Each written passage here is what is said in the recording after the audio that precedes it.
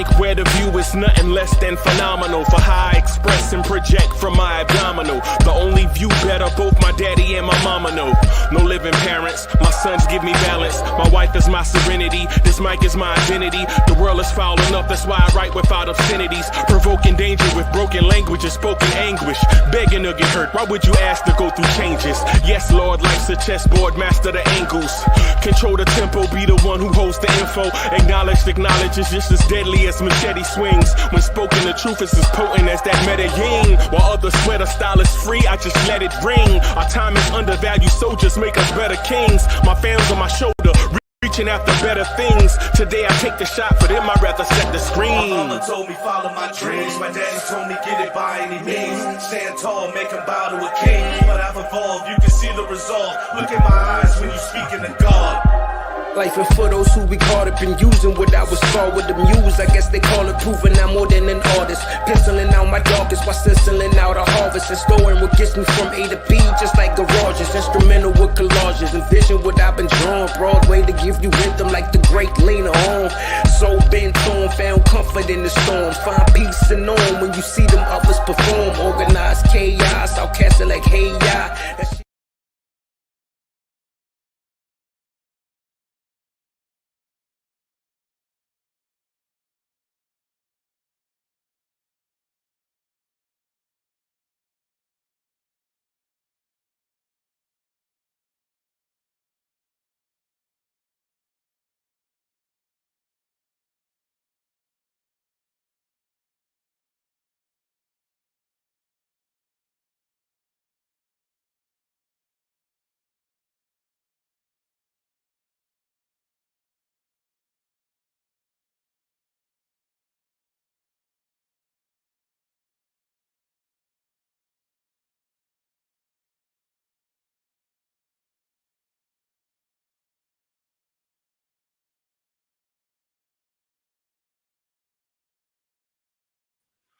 All right, what's good, party people? Sorry about that. As soon as I start the show, man, things start happening. DSJ's in the building. Justo, what's good? I see you. The original DSJ in the building. Hey, Big Mike is in the building. What's good? Salute everybody. Salute. Cowboy Bob is in the building. Cowboy Bob, what's good, bro? Man, I'm just happy we won, man. I should have never said what I said about Ant-Man. I think I'm gonna apologize to that man. I'm sorry for saying you or not. We just gonna take your analysis as that's how you be feeling. Not anymore after that. Don't back up, bro. Nah. I ain't backing up. I'm just saying he punched me in the face too. I gotta reevaluate myself. Yo, Cowboy Bob on the joint. Cowboy Bob said Anthony Edwards is a defender and his offense need to catch up. Yo, said he was wow. Oh man. That was wow, bro. I was like, yeah, that's a hot take. It was. I'm just saying his offense probably caught up before I actually caught it. That's all I'm trying to say. I ain't backing up from it, but he punched me in the mouth with that offense. Yeah, and we were trying to tell you the whole time that his offense was out front and his defense needed to catch up in playmaking, but you double down on it. But it's whatever. Whatever. It's your opinion. Yeah. Just do it, bro. Yeah, I'm good with it though. Like I said, he just was like, "What you say?" I'm like, "Oh, that hurt." We was like, "Yo, do Cowboy Bob watch basketball, bro?"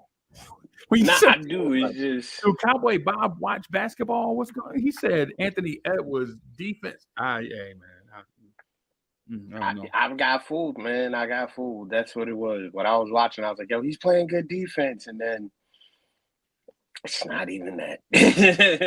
But it's okay, though. I'm okay with that. But salute to Knicks fans everywhere. Y'all just saw the most beautifulest thing in this world, right? Y'all just saw this beautifulest thing in this world, man. Our New York Knicks play basketball. Right now, the ugliest thing in the world is my Mets are getting drug out on the West Coast in a playoff game. It's only one game, so things are what they are. But Cowboy Bob, what did you see? Oh, overall, what did you see from the Knicks tonight? I saw our second team struggle with a good defensive team, and we got to work on that, find some type of consistency with the offense. I saw that even though Brunson had his, 24 points, it was like you really didn't see any high-flying shots like you normally do. It just came easy to him. So, and same thing with Cat with a double-double in the third. And he got 16 rebounds. So for me, it looked easy for the front team. But the point you made about Bridges is right. Bridges has to be that third guy because in order for this to work, he has to be the one to be consistent. That's all. He doesn't have to drop 30 points a game or anything crazy like that. He just has to be consistent or get hot at the right time, which he did in the third quarter. He got his 16 points then. So for me, it's like we're figuring it out, but we got to do Hey, hold something on, I about got. Sims, man. Hold on, let me put this on the screen for Knicks fans. DSJ says, "I don't like how how enamored Towns is with the 3-point shot."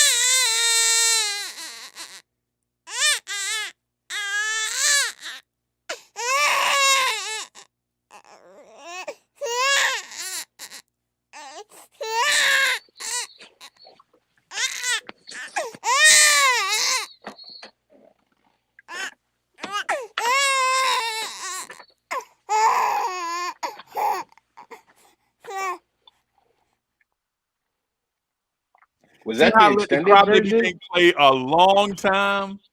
See, Mm-hmm. see how I let the crybaby thing play a long time, bro. Yo, we can't have it both ways, bro. This is the conversation behind the scenes that the content creators be having, bro. It's like the fan base will say one thing, soon as they get something different, they complain about the different thing. Man, Mitch been in the league. This is 7th year. Mitch needs some offense. Then when you get a dude with offense, we're like, yeah, I don't like all that offense, man. It's like when we Yo, used to go it's to. crazy, bro. Yo, it's so It's so predictable. DSJ is my man, 50 grand, bro. I DSJ was is my gonna man, say, 50 grand. He know that. He I know that, know, but bro. But it's in a world we're like, yo, man, the offense, bro. No matter what it is the Knicks do, somebody complains about something. Bro, the attack could not have been more balanced, right? Cat took 6 threes in about 29 minutes, right? Cat took 6 threes in 29 minutes, bro. And only one of them was forced. The ball made it back around the perimeter to Karl-Anthony Towns. What do you want that man to do? Pass up the shot? Is that not the reason why you spread the floor? I mean, bro, Mikal Bridges took 11 shots. OG took 13 shots. Cat took 13 shots. Brunson took 13 shots, bro. This is the new normal for us. All of the nitpicking on the smallest little thing you see, bro, we got to put that in the past and just, bro, this is the most balanced attack you're going to see, bro. The Knicks legit had 7 dudes. The Knicks had 7 players take 10 shots or more. 7. No one player took 25 shots. Right? No 2 players took 22 shots a game. Took 22 shots. mm-hmm. Right? The ball was legit moving around and finding the open man. This is what modern NBA basketball looked like. Right? I mean, I get it. We got to complain about something. We got to find something, right? Right? We got to find something, right? Mm-hmm. Knicks fans are complaining about us beating the number 1 rated defense from last season. Mind you, the number 1 rated defense, they got better defensively, and they were number 1 last year, and we beat them. We beat them with offense. Mm-hmm. And we're just gonna pick out like the one thing, Cowboy Bob. That's life, bro. That's the thing is with us, bro. Not taking on one fan or another, but content creators will text me behind the scenes, bro. Hey, what are the Knicks? What Knicks fans gonna complain about now? And I was joking. I'm just gonna play the baby emoji every time I hear them. Every time I hear, I got a baby emoji that I can play. Right? Mm-hmm. Fritz Alcindor NBA Economy Show. He may not have a baby emoji, but when I hear like the the unfair criticism of a player that was doing absolutely what he was expected to do, I was like, you know what? I'm gonna just hit the baby emoji, Fritz. That's what I'm gonna do. I'm gonna just hit the crying baby emoji because we want to complain, bro. Like legit. We like, you know what we could complain about, Fritz? How Mikal Bridges disappeared in the first half. Right? Him and Josh Hart wasn't even trying to be involved in the offense. They saw OG Anunoby cooking early, and what they did was they took a step back to let OG cook as opposed to being complimentary to OG. You feel me? Yeah. Josh, zero field goals attempted. Yeah. And the entire game. Right. Yeah. I was gonna say, if you're gonna talk about that, it's also, you can say the same we thing. we talk about that though. We just, I know. Just right here. Yeah. No, I was just gonna say, you could say the same thing about how people were dipping away, like you just said. OG started in the first quarter. Then you look at it, Bridges stepped up in the third. So the mix and match offense, it wasn't just one guy stepping up at the right time, but we got what we got at the end of the day, which was a win. Wait, where'd Fritz go? That's what I was talking about. Like, it's just, I don't understand how you can complain about that. And even though it would look bad because Josh Hart didn't take any field goals, it's like, how did he help? He was rebounding. He was out there pushing the floor, pushing the tempo. Fast breaks, he was throwing it down the court. Like, that stuff isn't in the stat books. That stuff isn't there. Like, yeah, his defense on Ant-Man was garbage by Suda, but his pushing the tempo, his helping out the rebounds with Cat, nobody said nothing about that. Yeah, okay. Now I'm trying to stay on topic because I was going to make another point. But Fritz, what's up, man? Hey, what's going on? So I guess my main takeaway from tonight is that the Timberwolves have a championship level defense, bro. Right? Their defense clearly got better this offseason. By adding Dante DiVincenzo, I think their defense is going to be beyond elite. Their defense is going to be beyond elite this year. We might be talking about Baltimore Ravens type defensive reputation, right? With Ray Lewis and Ed Reed. Yeah. Now, did they stop us from scoring? Of course not. No defense is going to pitch a shutout. But that just goes to show you how creative the Knicks were in finding ways to dominate that defense. Right? Fritz, you know what my takeaway is from that? That they were swarming on all three levels, right? The Timberwolves defense. You know how we got to get to the point, the point production we got to by taking them off the dribble and getting to the free throw line. Oh yeah. First half, Cat was getting to the line. Yeah. Jalen Brunson was getting to the line. Yeah. Jalen Brunson getting to the line. Yeah. So we took an elite defense. They wanted to take away from our swing passes, like the beautiful offense. They wanted to muddy it up. And they did. They did a great job of muddying up our beautiful looking offense, right? But in that, what we decided to do, since they were selling out on the pass, we would attack the closeout in a different direction, get to the free throw line, get their feet moving on defense, get their rotations, get them confused in rotations, and then have a march of dimes to the free throw line. Man, tonight we hit 29 free throws.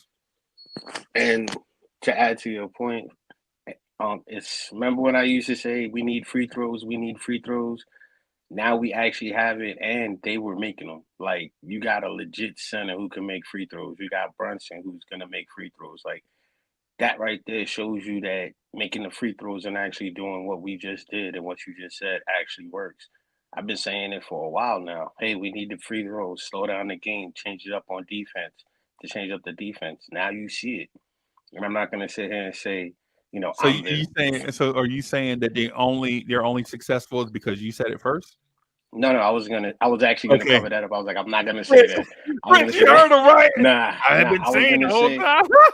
no. I wasn't gonna say that. I'm just Yo, saying, like, yeah, man, Cowboy you Bob. see, but you see the importance of free throws. Like when you compare it to any other player at the free throw line, it's like we probably would have lost the game had we not made those free throws. And Yeah, to no me, it's disrespect, but important. no disrespect, but we know free throws are important, bro.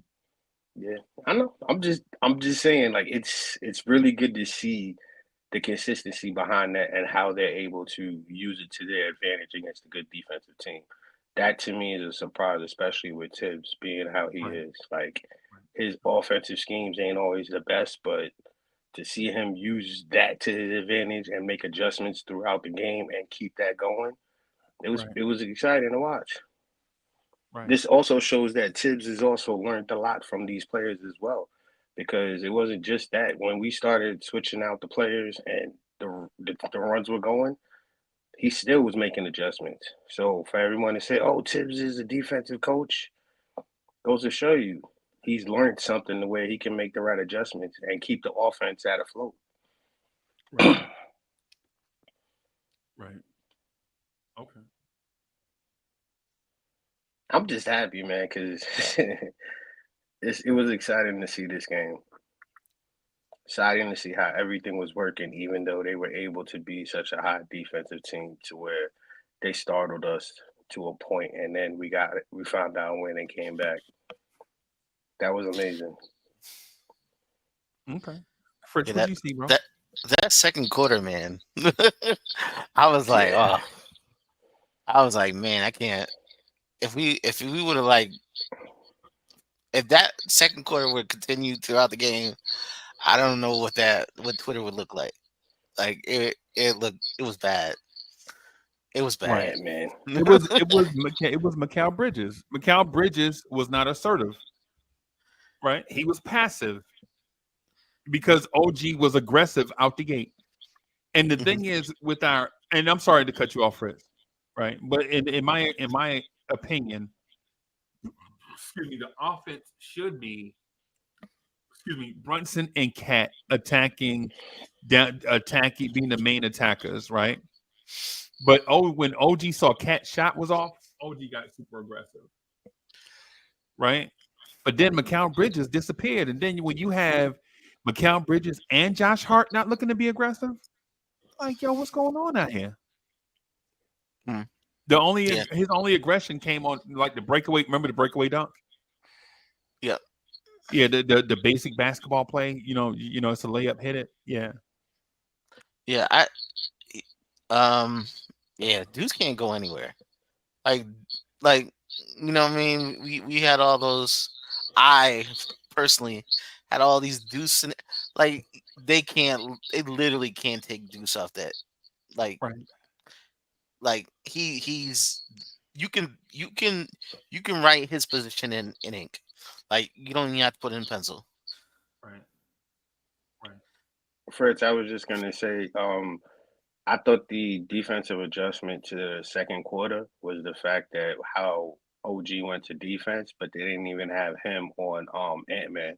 That's how they were able to take advantage of it. But in the third, when you saw them switch to Ant-Man, it was, don't get me wrong, Ant-Man was still making his shots, but it was contested more. It was a little bit more work because when Ant-Man was being guarded by Brunson, he was hitting it. Then when he was on Josh Hart, he was hitting in shots. But then when they switched it to OG in the third, you could see him having a little bit more. He had to work a little bit more. He was still hitting his shots. Switch what to OG in the third? The I'm sorry. defense, because in the second What quarter, do you mean? What do you mean? the second quarter they were switching. Brunson was guarding Ant-Man in the second quarter, and he was just hitting those threes. And then they switched it to Josh Hart in the second quarter, and he was still hot.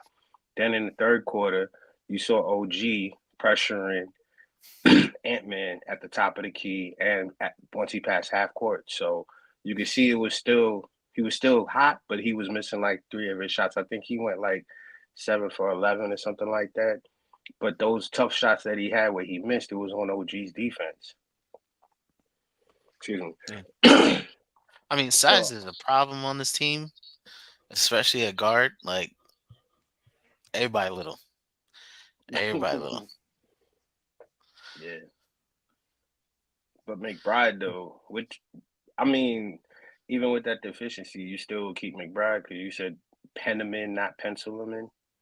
Yeah, no, 'cause I'm just like you can tell like this whole roster. The bench, like once I got to the second quarter, the bench wasn't doing anything. Like bench was doing nothing. Like they didn't when Cat was not in the game.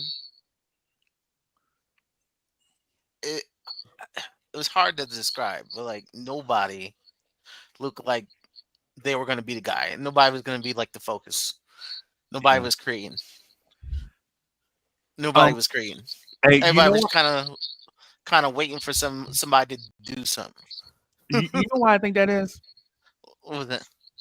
Deuce McBride is not a point guard. Yeah. Deuce McBride is not a point guard, bro. Because you saw it. His trips down the floor initially, Deuce, like, I pointed it out to Coach. I was like, Coach, look, he just standing in the middle of the floor dribbling, waiting. I pointed that out to Coach. And salute, bless Wiz Hart, man. So Wiz, his. I wish I had somebody that loved me as much as Wiz loves Deuce, bro. That right there is real love. I'm searching for a real love. That's real love right there, Coach. You know what I'm saying? Yeah, but buddy. I think you see us get into offense while Deuce was pounding the ball in the middle of the floor waiting for the action. The thing is, you give that action a look. If it's being denied, you go to something else. But that's what a point guard is supposed to be thinking. Deuce is saying, they told me to pass him the ball, right? And the dude's not open, so he's just standing there dribbling. So the point guard instinct to me is not really there, but you saw a difference. When Cameron Payne got the ball, Cameron Payne said, look, I'm going to give y'all these first two looks, and if it's not there, I'm calling my number, right? And you had to work to get that ball from Cameron Payne, because if he gave you the look and you wasn't open, he was taking off, bro. He's throwing up the floater. He's throwing up the floater. I'm not saying that's exactly what a point guard is supposed to do, but a point guard is supposed to do something, right? And for instance, when the first 2 to 3 actions are not there for Tyler Kolek, he's immediately calling for a screen to pull a defender out of the paint to do something else, right? And I'm not knocking Deuce for being an NBA player. What I'm saying is, even right in his 4th year, we still are having these point guard questions, right? And 4 years going into your 4th year, we shouldn't be having the same questions we had from day one, right? But he has improved in a lot of other areas. When they moved Deuce off the ball and put Cameron Payne on the ball, you slowly started to see that bench offense that Fritz was talking about get into kind of like a rhythm, right? It didn't look perfect, but they slowly worked towards something. Yeah, I really liked Deuce in the shooting guard role. Not a point guard, but as a shooting guard, you can see he's comfortable. Yeah, he is comfortable and he's aggressive. Right. But see, my thing is this though. Coach, what are we in the bag about right now? I just don't want to change. I'm going to tell you right now. I'm going to read the super chat first though. Justo, thank you for the generous contribution. Justo says, I'm not a fan of Hart in the starting lineup for a long period. Being so passive messes with the flow a little bit. Thoughts on Deuce or Sham for short time there? Neither. Right? Neither. I can't. I don't know if I can live in a world where Deuce McBride is the off guard and not able to do guard stuff. You feel me? Because if you just want a 3-and-D guy there, if you just want a 3-and-D guy in the lineup, somebody that's not going to be a playmaker off the ball, somebody that can't listen. Shooting guards in the NBA can have the ability to create their own shots, and Deuce McBride can't consistently, right? And if we're complaining about Josh Hart being passive, imagine what happens when Deuce is in that spot, right? And then what is Deuce going to bring to you in bring in transition? Like there are a lot of things Josh Hart sees. Josh Hart is a very functional playmaker, right? Very functional, and not in the half court set. I'm saying if he gets the ball on the run, he's an effective playmaker, right? He'll find you if you're open. I don't know if Deuce is going to be that with Jalen Brunson. I think it's just like having Quentin Grimes in a lineup. I think we're short. Yeah. Four, really. Yeah. Yeah, I really like Landry Shamet. Made a lot of good decisions. Like a lot of good decisions. Like he was not in there. He knows he's not a playmaker. He wasn't trying to do something he doesn't. It was like I really can see him I could see him in the starting lineup like for a short period of time, like just to begin the game, and not because he's so good, but because you want to put. I think you want to put Hart on the bench because the bench looked pretty deficient. So if the bench looked deficient, and you take a scorer off that unit and put Josh Hart there, what's that bench gonna look like?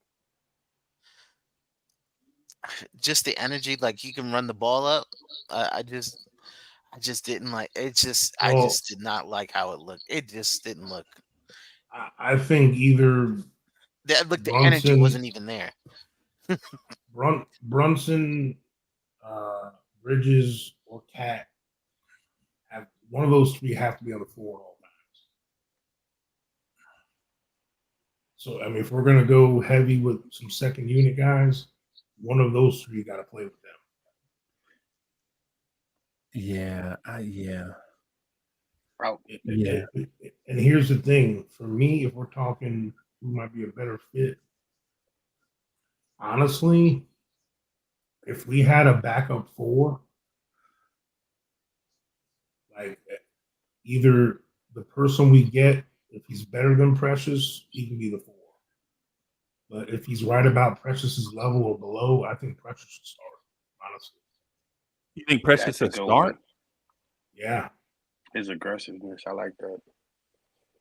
I like it because it's just I like having Bridges at the 2 and Anunoby at the 3 in that scenario. And I know de facto we do that. I mean, basically Hart, what he's doing, he's basically the 4 in that lineup. Right. You know what I mean? Even though I know he's OG's built like the 4 or whatever, but OG don't do 4 things on, like he'll cover a 4 or he'll cover a point guard. It depends on what we need him for each trip down court. And on offense, he can bang threes, he can drive to the rim, he kind of does some Randall things, OG on offense, but not as aggressively as Randall did it. You know what I mean? He's not as proficient as Randall doing those things on offense. But I just think we need a 4, man. Yeah. We really don't have one. I think we need a shooting guard, bro.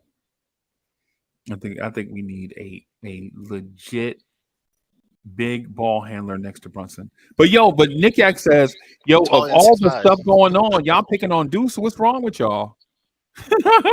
Basically, but Nick Yak. So the thing is, I'm not complaining, bro. We won, and we beat the number 1 rated defense from last year, right? Anthony Edwards had a big game, and we still won. So I'm not complaining. I'm not complaining. But if you want to point out stuff in the preseason, I think it's better to pick out stuff in the preseason, man, instead of all that whining and complaining and stuff in a regular season, bro. You know what I'm saying? I think the preseason is the time to point out stuff like that. You know what I'm saying? And the thing I let off with is Mikal Bridges has to stay aggressive in order for you to feel his impact on offense. He has to stay aggressive, right? Because if you have one of those guys not coming in aggressive, it's kind of like the situation last year when it was just Brunson and Randall, and you couldn't find a third guy to fit. I think having all four of those guys at one time putting pressure on the defense is what we really, really need, right? The Deuce thing is what it is, I think. The Deuce thing is what it is. Deuce is who he is, right? But even Coach and I and Cowboy Bob watched the game together on playback TV, and there were times where Brunson had to dribble the air out of the basketball because the others wasn't. Two guys were being defended, and the other two were not aggressive, and so our offense kind of stalled in those moments. But when everybody is aggressive, Coach, you remember the reverse 45 cut that I called out when Mikal Bridges got the layup at the rim with Jalen Brunson? Mhm. I'm sorry, not the going the other way, but the 45 cut where Mikal Bridges saw his man look at Brunson going to the rim, and Mikal Bridges snuck in behind him, and Jalen Brunson downed him up at the rim for the layup. Those are the type of aggressive things that I'm talking about that we'll have to keep in mind throughout just stay aggressive throughout. And when I mean stay aggressive, I don't mean ISO all game. That's not what I'm meaning. What I'm meaning is make yourself available for a shot or a pass or a drive or something constantly where the defense doesn't set their feet and put all their eyes on a specific offensive player. I was just gonna say, I think I agree with you, Unc, when you said we need a shooting guard, because as I'm thinking about it, if we were to move Precious to the starting rotation, I think those opportunities like you showed with the 45 cut, I think it's gonna make Bridges relax more as opposed to being aggressive, because it'll be Precious down there doing stuff like that. And if he has an off Yeah, night, Precious ain't doing that, bro. no, but what I'm saying is he'll try to be doing stuff like that, but if he has an Precious off ain't doing night, that, bro. Precious ain't doing that. Come on, bro. You okay, taking what I'm trying to say, energy big off the bench, and you expect him to be an athletic wing? But no, bro, he ain't gonna do that, no, bro. I'm not saying that. What I was saying Yeah, was bro, his that's exactly what you contributions. just said. You just No, what said I'm saying is his no, bro. You just said to get him to do a little bit of that stuff. That's what you just said, bro. with I'm the right here. I offense, heard yes. you. With the offense, get him involved in the offense. And when he's involved with it, if he has a bad night, Bridges is going to be relaxing at the wing, to where Bridges won't be able to do the 45 cut, where Bridges won't be able to be aggressive. That's what I'm trying to say. Why would he relax just because Precious is in Yeah, and why would he not? Why would he not be able to do the? Why would Mikal Bridges not be able to do the stuff that he's known for in the NBA? Because he'll be there? more. I don't know what game you watch. Precious don't post up. I wasn't saying that. What I was. When is And Precious Precious around the lane? threes. Yeah, Okay. So Precious I was is just just an simply trying energy to say big, bro. that. That's it. I know he's Okay, an bro. energy big, but all I was just trying to say was I feel that with his game, when he's going to be doing what he's trying to do offensively, it's going to take Bridges is going to kind of take a step back and kind of like let him rock, because we saw him do it with the starters tonight. And I kind of think that that might be a flaw, because if Bridges were to be aggressive, the starting lineup needs to be what it is. As much as Josh Hart may not contribute offensively, it still allows them to figure it out. Like, for example, the way Hart is, him not being effective kind of forces Bridges in that role to be the aggressor. But if we have another guy that's going to be a scorer, not a true shooting guard, but like a Precious who can score, who can rebound, Bridges is going to be more at the 3-point line doing that stuff as opposed to doing the cuts, to me. yeah, I'm but not the trying thing to is, say he we is. don't need Go ahead. Bridges to be aggressive when Cat and Brunson are in the game. Bridges knows his role. Okay, period. Okay. Okay. Bridges is the third scorer on the team. Yo, salute, What fellas. up, Dre? Salute. Hey, So- I think Coach was cooking Well, just now, bro. Coach was in saying something just now. he was in his bag. My fault.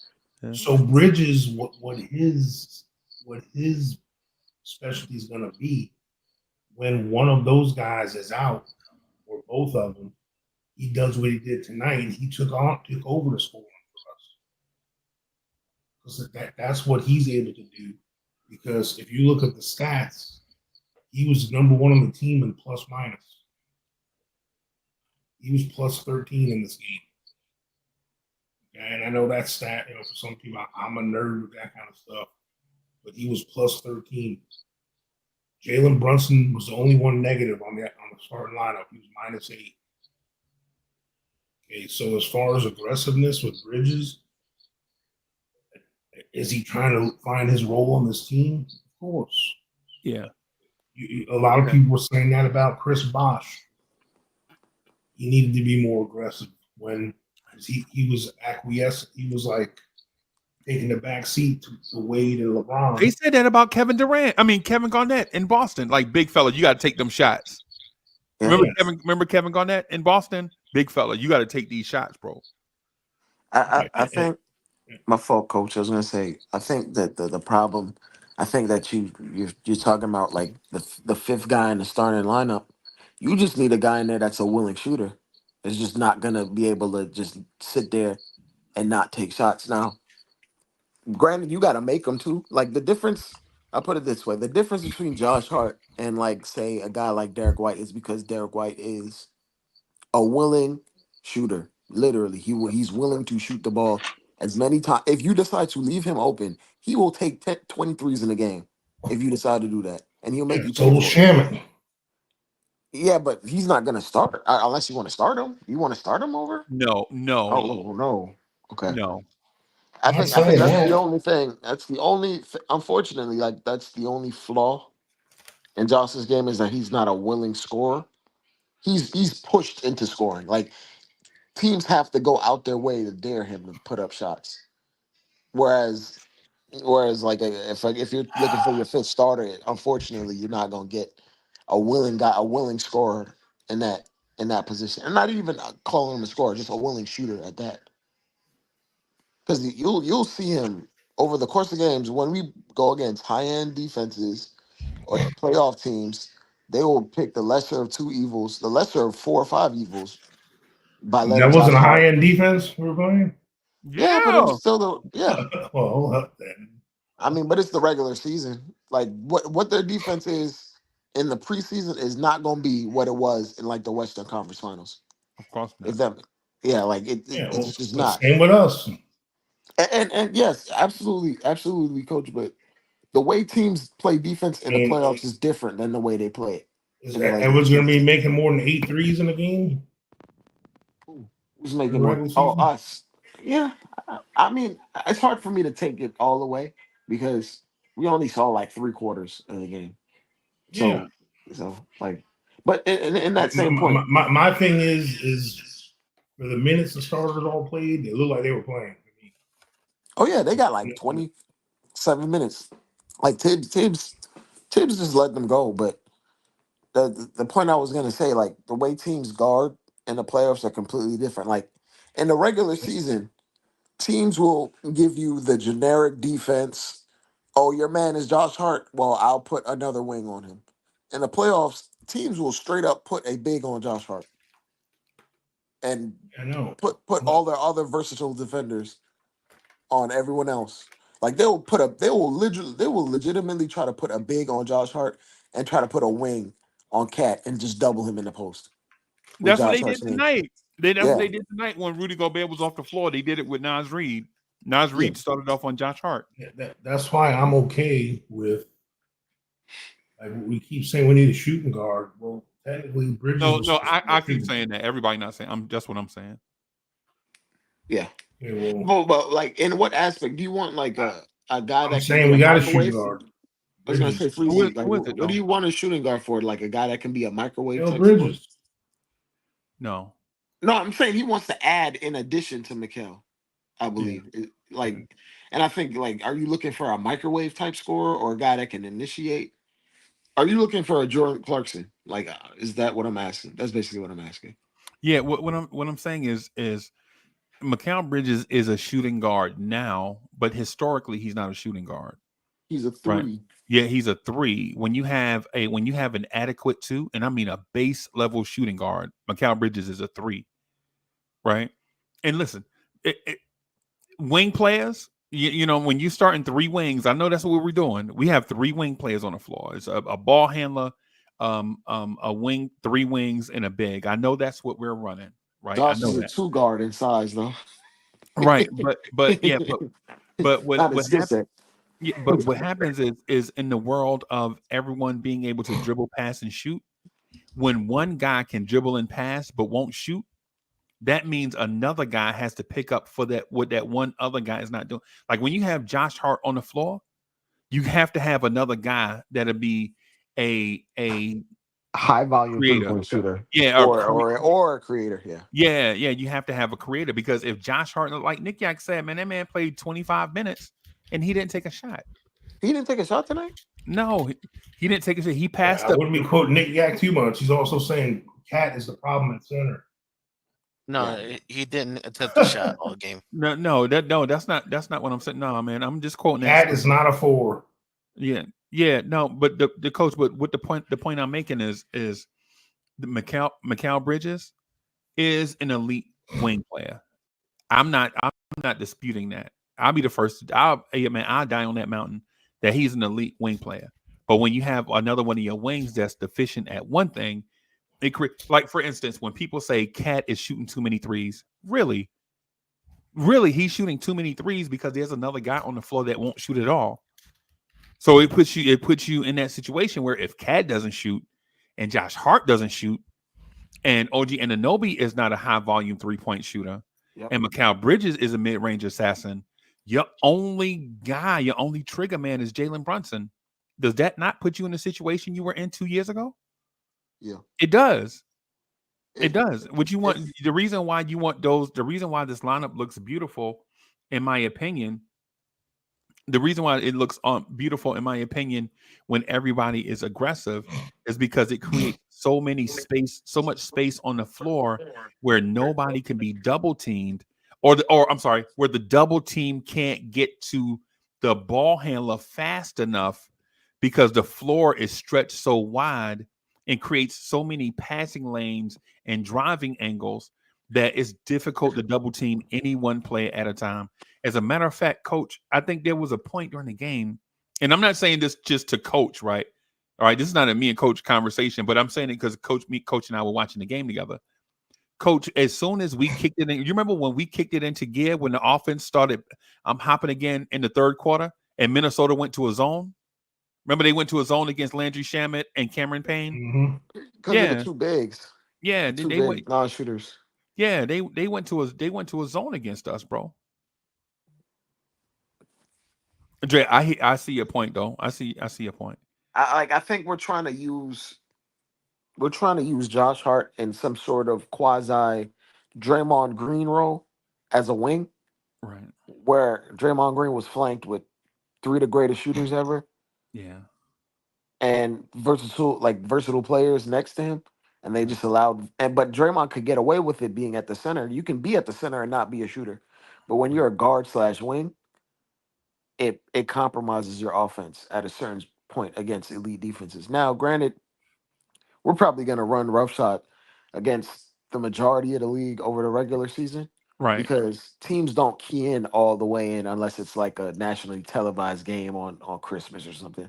Like teams are just not keyed in. There's teams coming in playing 3 games in 4 nights. They just flew in from somewhere else. They're not giving you the whole scouting report, and they're not trying to key in and trigger in. But when we get to the playoffs, and we get to like barely got uniforms, bro. Them dudes barely fit in their jersey. Remember Reggie Bullock wore Mitchell Robinson number in the game? Coach, you remember that dude had 25 on the back and 23 on the front? Remember that? Yeah. So like teams will go out there with their base defenses, and it might have a little bit of zone. It might have some principles in terms of matching and cross matching, but it's not as keyed in. Like for instance, the Celtics didn't guard the Mavericks in the regular season how they did in the finals. They didn't put Tatum on their big until the finals. Yeah. And they didn't run guys off the corners and seek out individual matchups like they did in the playoffs. Like it's a completely different I won't say it's a completely different ball game, but strategy is different. You're incentivized even more because the championship's on the line. So when we go to the playoffs and we see Josh Hart being like someone's just sagging off of him being a low man because they put Josh Hart in the corner, you got to be able to figure out ways to utilize Josh Hart. And then I think this coaching staff has done a good job trying to utilize Josh Hart's ability. Like when teams try to ignore Josh Hart, they bring him up as a screener and they make run actions through him, make him be downhill. But eventually, teams catch up, like the Miami Heat, for example. Right. Eventually, teams catch up and evolve. So it's one of those things where it's hard for me to say it, but like Josh needs to just be a willing scorer or a willing shooter, depending on the night. Like he wants to shapeshift into multiple different players except the scorer. Right. Which unfortunately, in this iteration of the NBA, the best team in the league right now, I would consider the Boston Celtics. Everybody in their starting lineup can go for about 25. Josh Hart is not doing that on our team. You consider the Boston Celtics the best team in the NBA? As constructed when healthy. I mean, they're the champs. I can't give them that. I can't give the champs respect. Yeah, they until someone dethrones them until further notice. Like Yeah, I'll when give, I was 21, I was 5% body fat, bro. But 21 is a that was long time 35 years ago, ago. That was Freezy. You 35 talking years about ago. last summer? Coach, hey coach, what kind of shape were you in when you were 19, bro? We can't talk about 5 months ago. No, Or not even 5 months ago. 4 And months none of y'all mess with me. I tell you that. nah. The reason why I say that, Dre, is because teams improved over the offseason. This is the reason why you have an offseason. The Knicks added Mikal Bridges and Karl-Anthony Towns. I believe we improved a Boston lot. added Blair Shireman.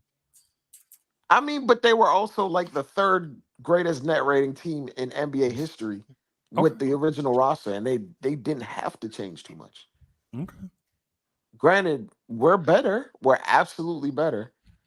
But until we go out there and lace them up and knock them out, I'd have to give them their respect. Like the regular season didn't even start. At least let me give the champions their due. Like they won 4 months ago, less than 4 months ago. Right. Late June. So at least I'll give them their respect. Now, when we lace them up and we'll see what's what by, I guess, maybe December or January, you'll have an indicator of who's the best teams in the league because usually the best teams start out strong anyway. Yeah, But I'll give them their respect. Talent will as a champion. prevail. And in most cases, talent will prevail until chemistry catches up.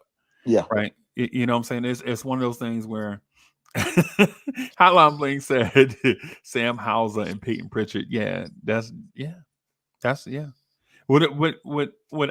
the things that I saw tonight, everybody, and I hope everybody realizes, notices this. I think it's like, is this the third game in a row that a team didn't play their point guard? Well, I mean, no. Charlotte played LaMelo. That's the Charlotte played LaMelo. Okay, all right, yeah, all right, yeah. Because what I was gonna say is if this is a trend that backcourts are having problems against this backcourt defense, I think ultimately that might be the secret sauce to us winning a championship. Like that backcourt pressure. Mm-hmm. You know what I'm saying? Where teams can't get into offense and they have to depend on a 8 3-point game from Anthony Edwards in order for the game to be competitive. Right? Mm-hmm. Because even though the game got close once both teams emptied the benches, the Knicks had stretched on Minnesota, and then both teams just waved a white flag and start putting. Then next thing you know, Cowboy Bob was playing point guard for the Timberwolves, right? So I mean, hey now, yeah, I mean, bro, at least it's a job, bro. Hey, look. yeah. Bob can man a pick and roll. He can command a pick and roll. Yeah, man. Pick and roll, Bob. Mm-hmm. That's good. Did you watch that game? Which game? Some people still think Cat is soft. Oh, the game tonight. I don't. Oh care. no, that man had 16 boards in like 25 minutes. What are you talking about? Yeah, well, I don't know. I don't Free, know. and I like the point that you did mention, Freezer. Hmm. That man played 25 minutes in a preseason game, and it didn't phase him whatsoever. Yeah. Mitch Robinson has never played 25 minutes per game in his career. And one of the other things, Coach, I want to point out too is Carl Anthony Towns is so. Carl Anthony Towns is the best big man the Knicks had outside of Pat Ewing and Willis Reed. Period. Yes, he is better than Bob McAdoo, right? Yes, he's better than a lot of dudes that man. Yes, he's better than Mutombo, right? Yes, he's better than a lot of dudes the Knicks had played. And the example of it is when Cat play when Cat played when Cat was in the game, you didn't see a whole bunch of the ball slapping around at the rim, all this stuff. Cat suing for a rebound, bro. Is let's go, right? Right? Let's go with it, right? Jericho Sims and Precious were at the rim. They were doing volleyball. But coach, remember I was pointing that out? I'm like, yo, why can't they just grab the ball and go with it, right? They slapping the ball. Jericho Sims slapped a rebound across the rim and it almost went in for the other team. If that shot had went in, bro, if that ball had went in, bro, I would have cut Jericho Sims myself. Right. But the thing is with a Karl-Anthony Towns versus the field, you don't see these sloppy things happening around the rim. It's this thing, it's nuanced and then it's not nuanced, man. Right? The dude had 16 rebounds. And I'm not saying that 16 rebounds is impressive to me. Both of these teams were shooting bricks tonight, bro. I think Minnesota shot 39%. Yeah, Fritz, Minnesota shot 38% against us, and we shot 42. We missed 50 shots this game, and they missed, oh my God, they missed 58 shots? Bro, both teams, this was a stink fest, right? There were some great shots made and all of that stuff, but the 16 rebounds part wasn't impressive to me because there were 108 missed shots, right? At the same time, though, you can see talent, bro. That dude is supremely talented. Dre, Karl-Anthony Towns grabbed a rebound in traffic. Everybody took off up the floor. Cat brought the ball all the way up the floor and shot and missed a 3-pointer. Right? And so when he did that, we were like, dang, yo, why Cat missed that? Why Cat jacking? The whole time we didn't realize Karl-Anthony Towns got a rebound over two other people, dribbled the ball out of traffic all the way up the floor and shot a 3. If Mitchell Robinson did that one time 6 years ago, we'd have got Mitchell Robinson tattoos on our throat, bro. Not even to take the 3 part, just bring the ball up the court. Bro, coach, if Mitchell Robinson would have grabbed a rebound over two people, dribbled the ball up the floor, and shot and missed a 3, coach would have had Mitchell Robinson's name tattooed under his eyelid, bro. Me too. Is it and not knocking Mitch? I'm just saying I'm using Mitch's name because he was the Knicks center. I'm saying if any Knicks center had did that, I'm using Mitch because Mitch is the starter. Mitch is the best out of that whole group that has been playing for us, right? So our bench missed a lot of shots. Our bench missed a lot of shots, bro. I mean, Deuce missed 8 shots. Randy Shamit missed 7 shots. Campaign was 5 of 10. But he missed 3 of his 5 shots. There ain't no but. It's just the way it is. I was just gonna say I think is due to the defense because it was, again, you even corrected me during the game. There's 2 good defenses, so you're gonna have these inadequacies in these missed shots. Excuse me, can't say the word correctly. So the defense was good on both sides to where we were missing shots. But for me, it was I said it earlier and I'll say it again about Cat. His ability to continue to keep us close within the game in the first half was impressive as a big. His ability to hit shots, his ability to get to the free throw line, grabbing those boards, his ability to contribute to where we were down by I think like 5 points, and one point it was down by two because of Cat. He may not have gotten points, but he was getting blocks. He was stopping them from scoring. He was grabbing rebounds, and that's one another thing that I got to give him credit for because the defense that we were going up against is the best in the league. And yeah, it's a preseason game, but they were having a tough time, and so were we. But what kept us afloat was Cat that first half. And again, like I said, I was just impressed. And when he tried to dunk on old boy Nas, I was like, "What are you doing?" Like I was like, I didn't even know you could do that. So we got a lot. He's got a lot in his game that I think that we haven't even seen yet. And if we're sitting here nitpicking about how bad he is, then we're gonna miss out on a whole bunch of stuff that he's been doing.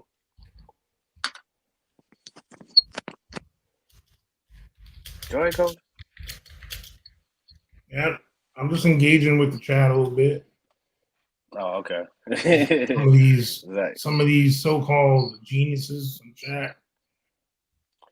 And to be honest with you, the thing about it was he didn't struggle. Like if you looked at how Cat played, and I'm only bringing him up because he was the topic of choice. He didn't struggle. Like he wasn't. He missed a shot. He went back on defense. He didn't complain. He didn't throw a fit. He didn't try to call for calls. He went to the free throw line. Like his game was like it just fit right to where I think that it's surprising. It's refreshing to see that. I haven't seen that in a while, actually. So for me to see Yeah. Cat, go ahead, Fritz. No, I was surprised like how I thought Nas Reed was gonna give him a little bit of trouble. Like, nah. He got five. He It had wasn't four even fouls. it wasn't even close. It Yeah. wasn't even close. 4 fouls in the first half was Nas Reed, and then they switched him off and put Gobert back. And then when they switched him back in, he got that fifth foul. Like he was taking on all guys. He even took on Gobert, got a block too. Like, and again, like I said, it's his old teammates, but it's Gobert, one of the biggest guys. He even tried to take it in on him as well. Like he wasn't scared. He just went out there and played comfortable basketball. That's why I'm like, I don't know. I was wrong for 3 years saying that Cat coming here was a bad idea, but it was more about the money side, that $10 million with the trade and how we were going to make it fit. That's the only real reason why. But as far as skill set, this guy is just comfortable here. Yeah. He had some Jokic moments. Like you just saw like just the vision. And like as soon as he gets a rebound, his eyes are up. Like once he gets a rebound, he's like, how quick can we get to the basket? Like that's what's on his mind. It's not I like our team's pace. Yeah. Too, now that we have, because even OG and Bridges and really to be honest with you, the only one that's sometimes slows down because he dribbles too much in the play clock is Brunson, really. And Josh unwillingness to shoot sometimes. Them other guys, I don't mind chucking up a shot early in the play clock if it's an open shot you normally make. See, the thing is, people complain, and a lot of us complain when they miss. But when they make it, it's like, oh, good shot. But if they miss it, it's like, oh, there's a lot of misses that are good shots that just didn't fall. Like there's a lot of those shots that Minnesota missed tonight that they're going to make during the season. Like Dante missed a couple open shots that he normally makes. And Edwards was missing some. Then all of a sudden he made a bunch. But T-Wolves aren't always going to shoot only 38%. Now, do we have a hand in that a little bit? Probably. There was some times their offense looked like, I mean, if you think about it, what kind of offense did Minnesota even have in that game? besides a couple of those 3-point, like it's not like they were driving on us and they were just out scheming us, like we're cutting to the lane or backdooring or doing awesome passes. Everything they made were all jump shots. It wasn't like they were dunking on us or driving on us or picking and rolling us. You know what I'm saying? I was just gonna ask real quick because I know you have the stats coach and you have a better memory than me. How much points did Nas Reed and Gobert have? I'm just curious because they were aggressive offensively. Gobert scored 9. Okay. Nas Reed scored 15. Okay. So, but he Gobert scored had that 9 points, 10 rebounds. Yeah. Gobert had 3 offensive boards. Nas Reed had 1 offensive board. Okay. What's the point though? What's the point of the question though? No, because the point was what's the point of the question? You saying no? Why are you asking the question? I said you okay. The points I gotta stop saying you know. What I was saying was his points. Most of the points he scored was on Sims, as opposed to it being on Cat when it came to Nas Reed. And most of that stuff that was going on was when Cat was off the court. That's what I was trying to attest to about how important it was for him to be on the court, both defensively and offensively. And Minnesota only had 34 points in the paint. So anyone that says, "Oh, we miss Mitch, we don't have the paint presence," some interior defense and in the paint defense, some of you guys are so caught up in the past. You think you have to have freaking Yao Ming or Sean Bradley or Mutombo sitting there standing at the damn rim to have interior defense? No. You can have wings, good team defense that move your feet, guys that switch off properly. Cat's a good enough defender. Like we don't have to have an old school rim protector to have a good interior defense. The Minnesota Timberwolves only have 34 points in the paint. Last I checked, they scored 110 points. So you do the math on how much we missed Mitch, or how much we miss having a rim protector, or Cat is a horrible rim protector, or whoever his backup is not good. Yeah, defense is played. It's a 5-man game, so it's a team defense. Last I checked. So that's my rant. Yeah, it was a weird rant, bro.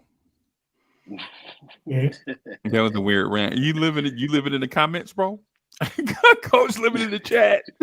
But that's how we're here. But otherwise, we're just talking. We're talking to ourselves. Yeah, we talk. Yeah, exactly. I just like I like mixing it up a little bit. Okay. Keep them coming back, or having them block me, or whatever they do. Yeah. Now, one of the things about having a good panel though is the bouncing questions and ideas off each other from the people in the panel to keep the conversation going and all of that, man.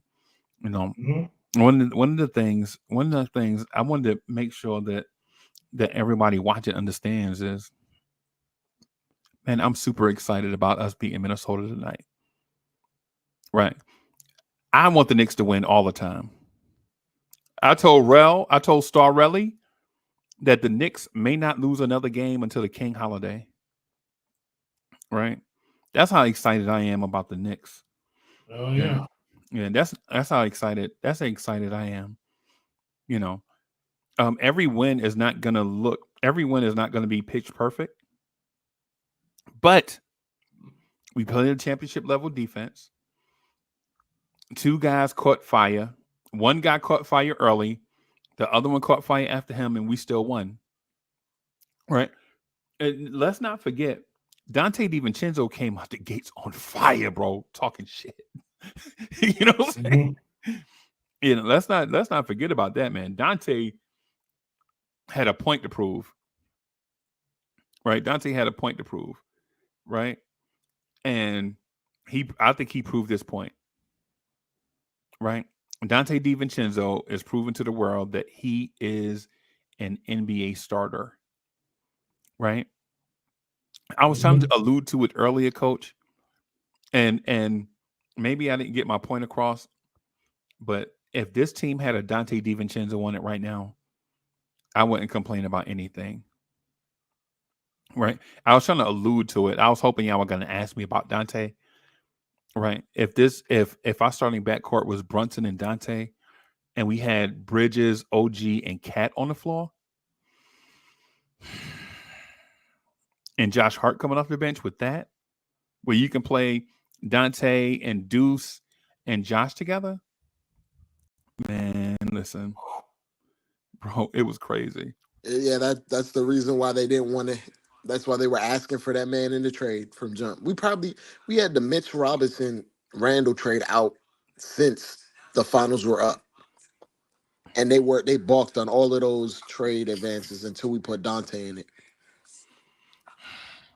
Yeah, the Knicks. It would have been just unfair if we had Dante. To be absolutely honest with you, Yeah, I mean, it was literally the last straw.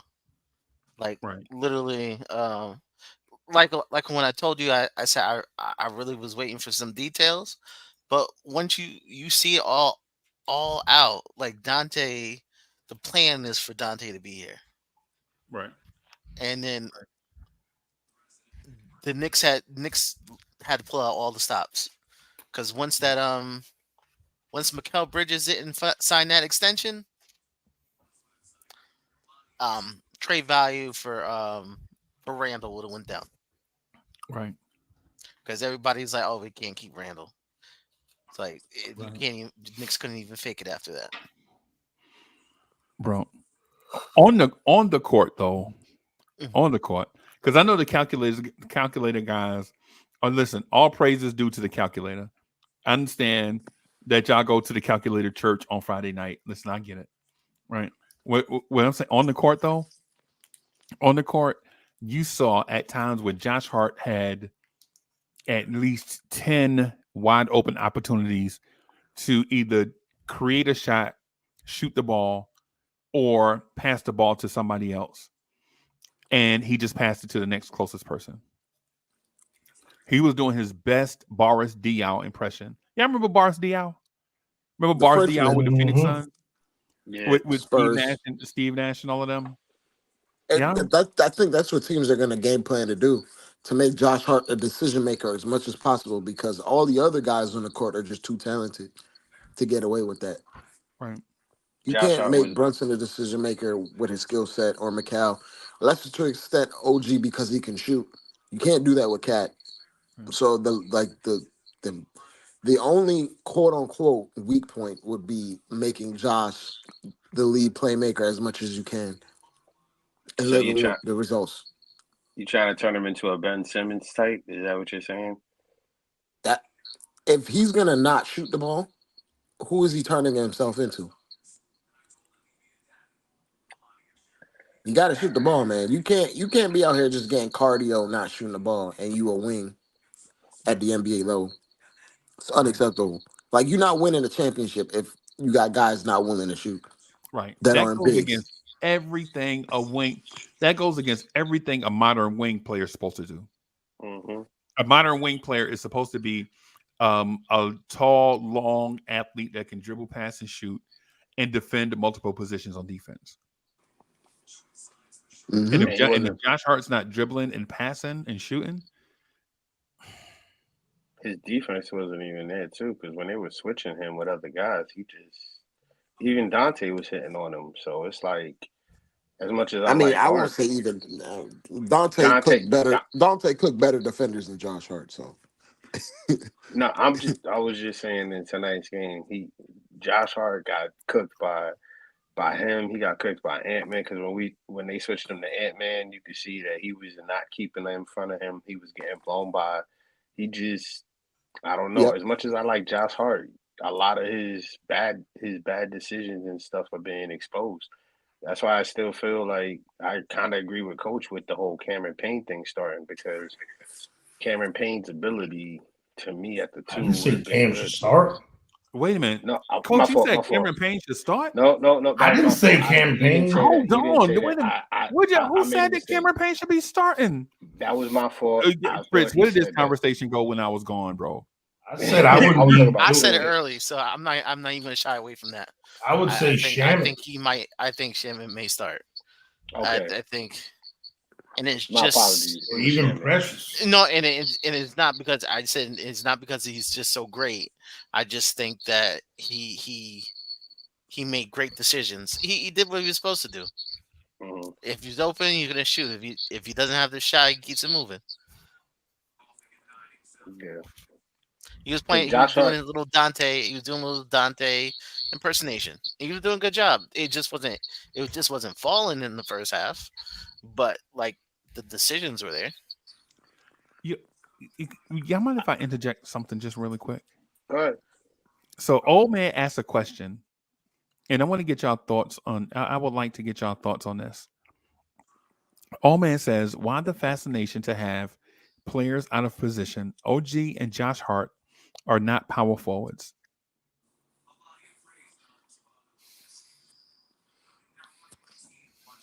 What was the question? Can you say it again, Freezy?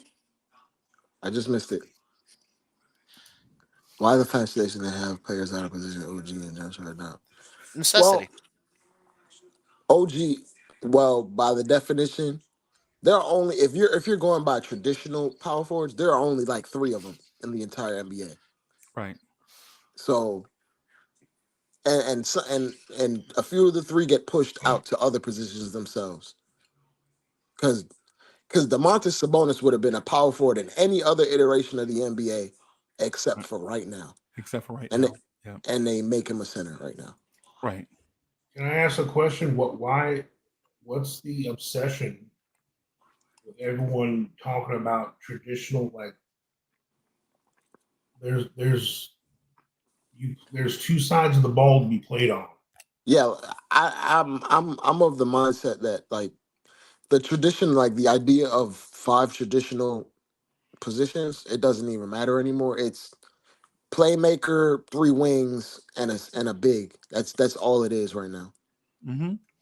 Because because the thing that I've been seeing as a consensus of a lot of people complaining about we're not big enough, or we're not strong enough, or people are shooting a lot of layups and this blah blah blah blah blah blah.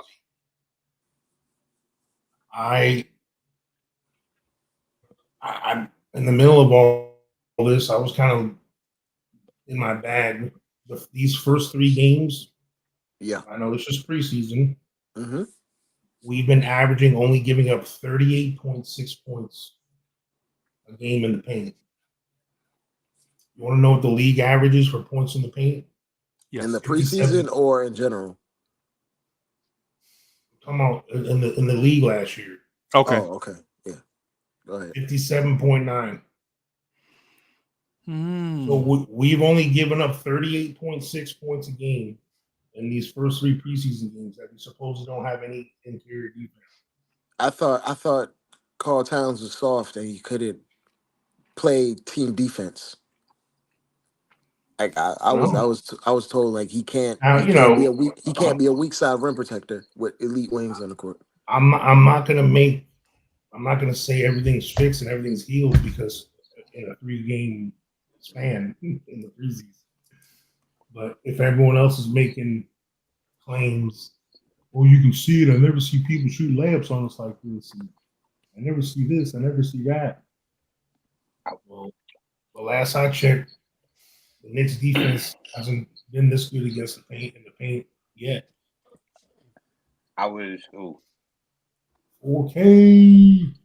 I was just Hey y'all, please help us get to our goal of 4,000 subscribers by the end of the year. It'll mean a lot to your man to see all the love and support from everybody that's basically been loving and supporting us. You know what I'm saying? So if y'all can help us get to 4,000 subscribers, man, I appreciate that. As a matter of fact, once we get to 4,000 subscribers, I think we're going to do a giveaway, Coach. Hey now. I legit think we're gonna give away Cowboy Bob if we get 4,000 subscribers. Yo, that's some It's not messed up Cowboy Bob. stuff, man. I'm just joking. Hey, I'm joking. I'm joking about that. I'm joking. Cowboy Bob is our man. He ain't going nowhere, right? He ain't I going there. love it too That's not much. God. But we'll do a big giveaway, something worth something with some value to it at 4,000 subscribers. I was just gonna say about the question, and please guys do subscribe and like the video. We do appreciate you guys listening in. So help us help you to keep it Yeah. going. But Did I Rudy was Gobert look like the defensive player of the year against us? that you see, that's what I said earlier about his points. But what I was trying to say was with the question I was asked about the traditional four and everything, Points. we've seen it for so long, even when the league was changing. Back you could even say Golden State, you could even say with LeBron James and how Miami changed it up. Like every other team has changed except for us. So we kind of got stagnant on that to where it became our image so much that we wear it proudly, even if we know it doesn't work. So basically, it's insanity. It's like we believe in it so much, but we never won a championship doing it. Now that you see something new that changes your view, you're scared because if it's successful, then the whole 50 years you had before, it just looks like trash. That's what I see it as. And for me, when it comes to Cat and how we don't have a traditional four, neither does Boston. They got Tatum at the four, but nobody says nothing about that. But to me, it worked for them and they won a championship. I'm not trying to say we should copy exactly everything they do, but there are some things that we can adjust to make us better. And if you're scared of that adjustment, then you're not really here for the winning of the team. You're here because just to be political. The whole thing is at some point you have to change. And the way Cat is playing defense, the way he is on the court, the way he's helping out Brunson, because even you said it, Coach. Brunson had a solid 24. I didn't even know he had 24 points. The way he was shooting, I didn't even notice him like that. But he still was able to contribute 24, and even Bridges stepped up at the right time. So it's like when we figure it out, it's just going to be so balanced, but it's going to look different because of Cat being that final piece. And people have so much resistance towards him because we're used to it being a Randall, a traditional big. It's like it's like getting a new car for the first time, or like you change your pipes in your sink. You're so used to hearing the thumping noise when you used to lift up the lid, and it's like boom, boom, boom, boom, and you got to run it for like 10 seconds, and you knew you would get the water. Now you get a brand new faucet. It's faster, quicker. You don't need to do all of that. I know people that would complain about that. Oh, nah, I miss my old sink, just because they're used to it. So that's what I look at it as. You have to change what you're doing and how everything's working. And with Cat, it seems to be doing well, especially in the first three games. That's the surprising part, because most times it takes time. Like it takes more than just three games to see the difference of how good the team is. Because in all three games, we've been involved with it. Even when we were down, we fought back. Either the bench stepped up the first two games. Everything revolved around Cat because when Sim stepped on the court, he fouled out tonight. How do you foul out in a preseason game? But it's like that, like everything that was happening, and even Nas Reed, he was in foul trouble due to Cat. So it's like you have to get rid of some of the negativity so then you could have the positive growth. But if you just stuck on a negative, traditional, the league changed. There's more athletes, there's better players, there's better passers. The players are quicker, they're taking more shots, they're more risk. The game has changed. And you have to abide by it or you're gonna miss out on a good thing that the Knicks are doing. That's just me though. Ah damn. Ow, I hit my hand. Yeah. That's what I get for Oh. talking.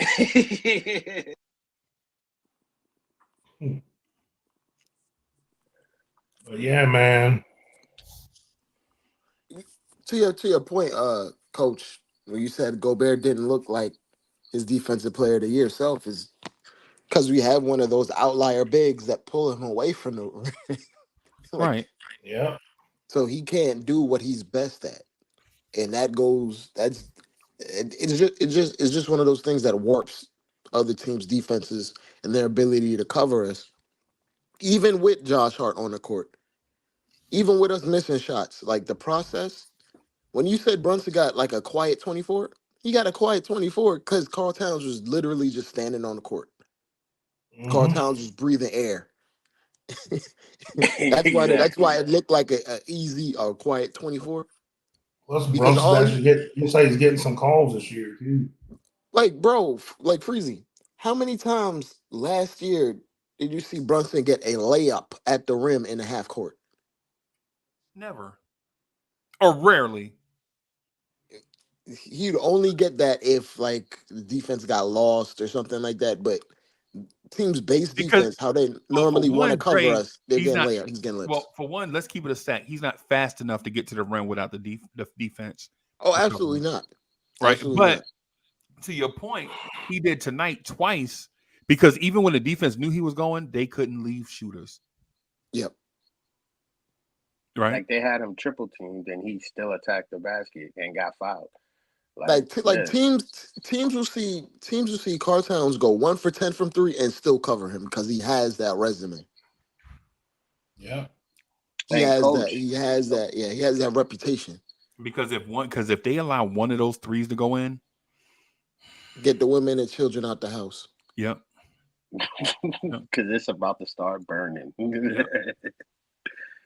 But not even coach said it. Like, look at how he was helping out Brunson with the half court pressure. Like, besides Ant-Man being on Brunson and slowing him up when he was dribbling because he couldn't get open when they were Yeah. D'ing him straight up. Go ahead. So, oh man, we're not saying that Brunson didn't drive the paint last year. He was very effective at. He might have been the best paint driver last year, right? I don't know if that's totally true, but I have a sense that he was. What we're saying is drive down the lane all the way to the rim, getting layups. And getting fouls in the Yeah, process. yeah. Like And you so say, and like the you difference is Cleaner, between cleaner what Brunson layups. was doing last year was getting into the paint and getting 8-footers, 6-footers, you know what I'm floaters. saying, 10-footers. You know, he was getting those last year. That's his bag right there. We like to call it the Brunson burner, right? But getting all the way to the rim and laying it up off the glass for Jalen Brunson, I mean, Like that's new. and another thing, Freezy. Like you know how the league changed how the game is officiated. It's more physical now. But even with all this spacing, you're seeing like the back line ref call a foul because there's just not a sea of bodies in the lane. like Mm-hmm. Right. like like you're seeing all of these foul calls that we never saw before. And Brunson's he's not driving any more or any less than what he normally does. He just has the ability to get all the way to the rim now. And he has the Right. ability to draw fouls even more clearly. Right. So when we talk about like how like Freeze, we wonder how Giannis gets all these calls. He gets some of these calls because Brook Lopez is posted up 28 feet away from the rim, and And between him and the rim, there is about one person, and the ref can see everything happening, all the physicality, yep. everything happening is just broadcasted and displayed as clear as possible. And when Brunson gets into the lane, you saw tonight, Brunson was not drawing fouls any different than what he was doing last year. I feel like his foul rate just went up because it's just easier to call it now. Right. And Lopez can shoot the three, but he's not as good or effective as Cat. So that's even a plus for us having him. Yep, yep. Yeah, All right, y'all. because It's 100 people in the chat. It's 100 people in the chat. Luke, thank you very Salute much. to all 100 people in the chat. Let's go.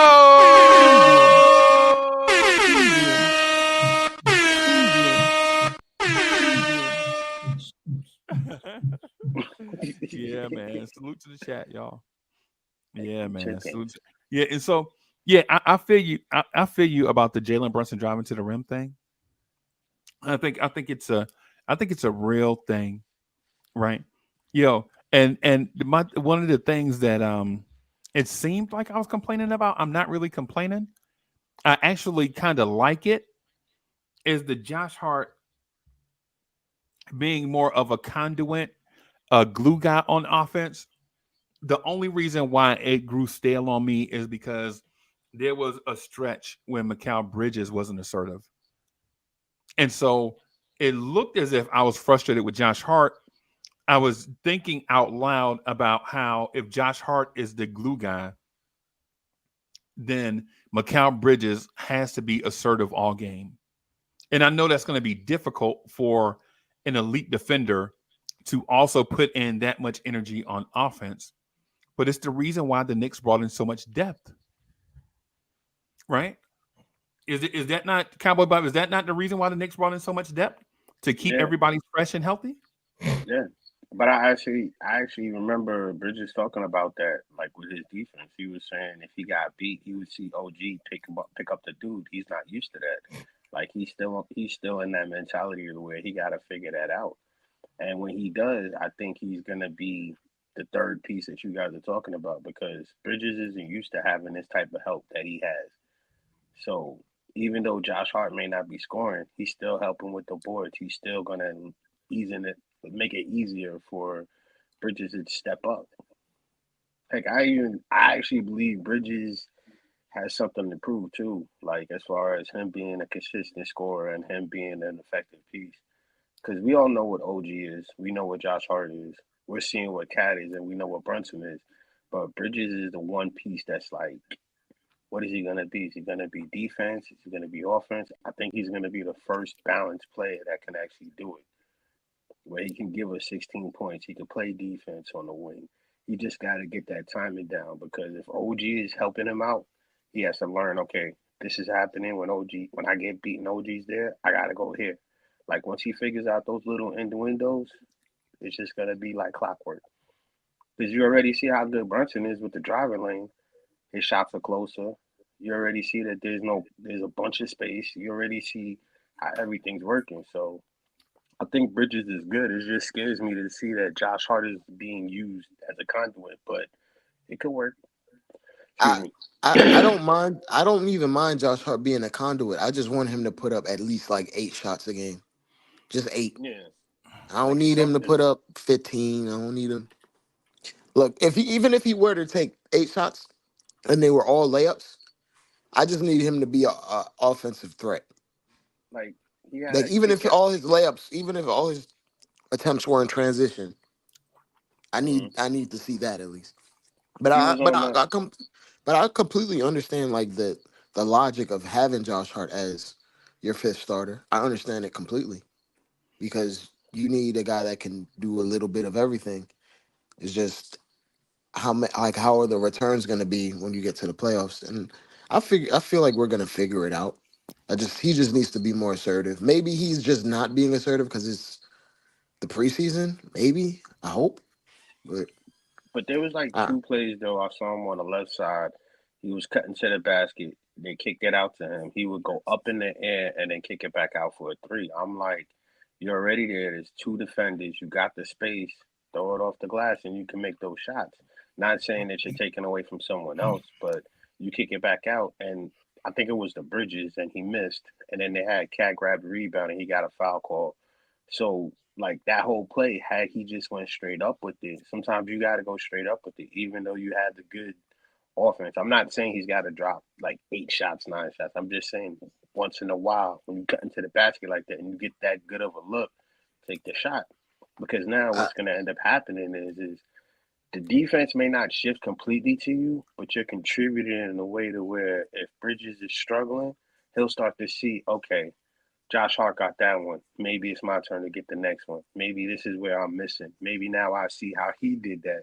Now when I see it again in that play, he may not be the one taking the shot. It'll be Bridges. You see what I'm saying? Like the offense for me, what I was seeing is everybody can eat. And some of the plays that they were throwing at any time, the right cutter, the right pass, you can get that shot off because of the spacing. Excuse me, I got a cough. The thing is, I, I, Brit, Art, there's no team in the NBA right now. How many teams in the NBA right now are built where they can stop 4 of our scores to isolate and make Josh make shots for us to win? it's not completely about derailing your offense, but if you play it by the numbers, you can make teams uncomfortable. Like for example, you're not going to be able to stop Luka Doncic and Kyrie from getting what they need to get.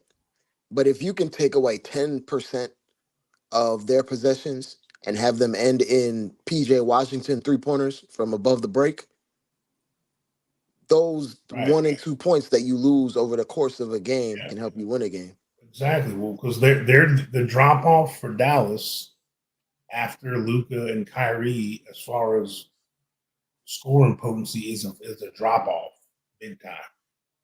Our drop off after Cat and Brunson is Bridges and OG. That's not that much of a drop off compared to other teams' drop offs. It's really not that bad, to be absolutely honest with you.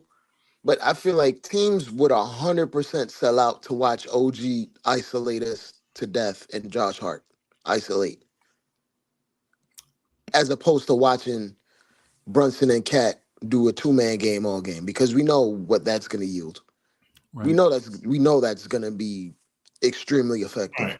Teams are going to But what I'm completely saying sell is, out and cheat what off of teams Josh are Hart. built that way, though? What I mean, teams are built that way that can make us do that? There's like, well, I don't not know, very many. That's why they're less contenders. than one hand. Right. Yeah, but but you got to And some beat of those those. on that less than one hand, you will only see them twice a year. But the thing is, if you want the end game, you got to beat that team that's on one hand. Yeah. Like I'm not talking about like the Pacers or anything like that. I'm talking about the top of the top 2-3 teams in the league. Some of them have some of the versatility, and if you want to win a championship, you got to go through Boston. You got to go through to the Mavericks. So let's say you got to go through OKC if you're trying to win a championship. If you're trying to get to a finals, of course. But like, it's a foregone conclusion. We're gonna make the playoffs. We're gonna win a round or two. It's just when we run into that team that's on 1 or 2 fingers, not even a whole hand. Is How do this we adjust? is this a regular season conversation though? Oh no, it's a postseason conversation. Yeah, It's a championship conversation. I'm asking. The reason why I'm asking you guys is because even though we know that to be true, we still don't know how we don't know um what the quotient is gonna be. Like we don't know what the formula is gonna be, right? We don't know if because what it looks like through preseason games, 3 preseason games, that Karl-Anthony Towns is a cold shooter at the beginning of games. That's what it looks like to us, or to me anyway. I think y'all may have a different assessment on that. Yeah. And what it looks like to me also, what it looks like to me also is that Jalen Brunson is still not being set up for offense. Right? One of the issues that I talked to Dre about last year is that Jalen Brunson recently shot 47% from 3 on spot up threes. Right? Yeah. But the thing is, we can't figure out a way to get Jalen Brunson spot up threes. Right? Josh Hart's not going to set him up. OG's not going to set him up unless the play is there. OG Anunoby has a high basketball IQ. He will make the correct basketball play. Right? Mikal Bridges will make the right basketball play. But in terms of creating that play, right? Creating opportunity. Yeah, nobody is going to be able to do that for Jalen Brunson. I think I'm gonna keep it real with you, Frizzy. I think it's one of those things where the onus will be on the coaching staff to generate those looks. And I feel like I have more faith now in Tom Thibodeau in terms of implementing offensive sets and capitalizing on the skill sets of his players now than I ever did before. Like last year, when everybody went down and Brunson had only a 2-man game with Isaiah Hartenstein, we implemented like 3 or 4 Golden State Warriors plays. And that freed up Brunson to have the volume to even go downhill and get 40 points. So I think now that we actually have the talent, like we have a few guys, Mikal to a lesser extent can be a tertiary playmaker. Cat out the post. We already seen the flashes of what he can do. I think some of that has to do with chemistry, but I also think like I think Tibbs needs time. Tibbs needs more time than the even than just training camp to figure out these things, to maximize the skill set, to allow Brunson to see some more catch and shoot attempts. Right. Because like I put it this way, if we would have given Brunson Randall the first month and a half of him underneath Tibbs, Randall probably wouldn't find him for those catch and shoot attempts. Not the first month and a half. Like we're trying to and now we're trying to implement a lot of skilled players, but we're trying to implement a system and trying to get the nuances and their skill sets and their abilities, and you're trying to have chemistry. I think it's going to be one of those things where you'll see Brunson's catch and shoot spike up somewhere in January when we hit that when we hit that stride that Tips teams always get into. Right. I think we're gonna be so talented that we're gonna be effective the first few months of the season, but when we hit our stride, we're gonna start obliterating teams. I was just gonna say I don't really. I'm actually glad about how we're not set up for Brunson's offense because what he's doing now, as far as it looks a lot easier for him to get his own shot, to get to the lane, to finish. And you guys been saying he's gonna get more calls. He's not the worry part to me. It's more about Bridges OG because I think that Brunson is gonna get his. Like you saw tonight, he got 20, but he wasn't doing nothing crazy. He even left the game a little bit earlier. So he probably would have gotten 30 points if he had stayed because I honestly think that we don't need to set up offense. He does do the dribble. He can get to the basket now a lot quicker. He can get the contact he needs for the fouls, and he's good. It's just the other two guys in OG and I actually like that it's this way because now you're allowing your captain to just play. Don't get me wrong, them set up shots that you guys are talking about that he was good at, yeah, that's gonna happen. His legs early to get to the rack, he's gonna have that energy because that's one thing I remember Kobe used to always say: your shot's not falling, get to the basket, get your legs under you. And we know he's not gonna use it on. If he's using it on offense, he's already doing more than what he was doing last year. So I actually like the fact that we're not set up around Brunson like we were last year with the offense. Him and I, like you said, Hart. Go yeah, ahead, I Jay. think I think one thing that I did notice that Josh Hart isn't doing, because he views us having so much talent around him. Sometimes and he's not even being aggressive in transition as he normally is. Like he's usually he gets the ball, pushes, and then he goes for a delayed transition so he can see if we can hit Cat for a three or something, or pitch the ball out to a corner for an open three. Okay. But he's not utilizing that space correctly. Teams are gonna run to the shooters. He needs to go do his panted inverted Euro step and finish at the rim, because you only got to worry about beating one person at this point. But he's being passive in transition when he's supposed to be the opposite. He's supposed to be even more aggressive now in transition when you have these shooters Let on me the let court. me let me ask for clarity on this, just for the thing of clarity I want to have you speak to is this because we played the Timberwolves, who are exceptionally big and have size at every position, or Well, is this I yeah, go or ahead. Fuzi. is this the a thing we've seen over 3 games with all 3 teams being very tall, very long, and very athletic? Well, I mean, the league is only getting taller, athletic, and bigger every year. To be absolutely honest with you, Freezy. So, if that's a common thing that's making him uncomfortable, well, when you get to the conference finals and the finals, well, that's who you're gonna run into. You're gonna run into a big switchable team with athletes that can do multiple things. Now, if he doesn't want to be aggressive at that time, and I don't know what to say, but I've seen him attack bigger players if he only has to beat one of them. We've seen He's him he, do it when those big players are on the move. Right. When those big players are static, though, like he's not just going to go in there amongst the trees. Oh no. But I'm specifically speaking about like how he's handled transition play Okay. because like I know you guys see like he hasn't been as aggressive in transition as he normally is. Right.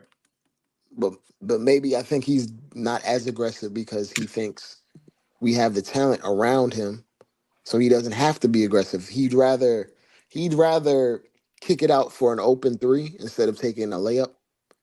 Yeah. And I just want him to like be as aggressive. Like I want him to play his normal game, and he'll have these lanes to drive and opportunities to finish at the rim, even more so because teams are not sagging or running to build a wall somewhat to stop easy transition buckets. Because Yeah. you remember against the Sixers, anytime Josh Hart got a rebound, everybody was getting back, and you could get back because you had guys like Mitchell Robinson on the court or Isaiah Hartenstein who weren't threats from three. So everybody would get back, and then it would stop him from getting to the rim. You can't stop him from getting to the rim now. See, so he's just be even more aggressive in transition, just specifically in transition. Okay. He should Well, have 3 or 4 attempts per game just off of transition. yeah. But like So you back stole to Cowboy Bob Thunder. That's Cowboy Bob old point. The old bowling pins point. Cowboy Bob, Cowboy Bob is that not true? Didn't you bring that up? You was like Josh Yes, I Hart was gonna say. get the rebound and go down and throw his body into 3 defenders at the other end of the room. Remember that? Remember we had a conversation for like 2 Yep. months in a row? Mm-hmm. Yeah, that's Cowboy And you were Bob. laughing at me like But but but that. but my thing is, You I talking wouldn't about the story recommend about your throwing it. dude.